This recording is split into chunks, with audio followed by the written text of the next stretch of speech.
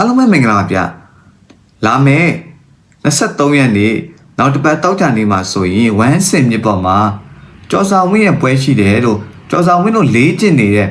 Federal ဂျင်ရဲ့တထေးကိုယ်တိုင် social media ပေါ်မှာညဝေလာပါတယ်အဲ့ဒီတော့ဒီလာမယ်နောက်တစ်ပတ်23ရက်နေ့တောက်ကြနေမှာဆိုရင်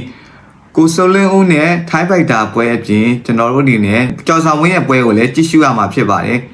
ကျော်ဆောင်ဝင်းရဲ့ပြိုင်ဘက်ကတော့ဂျပန်ဖိုက်တာဖြစ်နေတယ်လို့သတင်းတွေလည်းထွက်နေပါတယ်အဲ့တော့နောက်တစ်ပတ်မှာဆိုရင်ကျွန်တော်တို့ဒီကောင်ဝက်ဖြစ်စိုးလင်းပွဲပြင်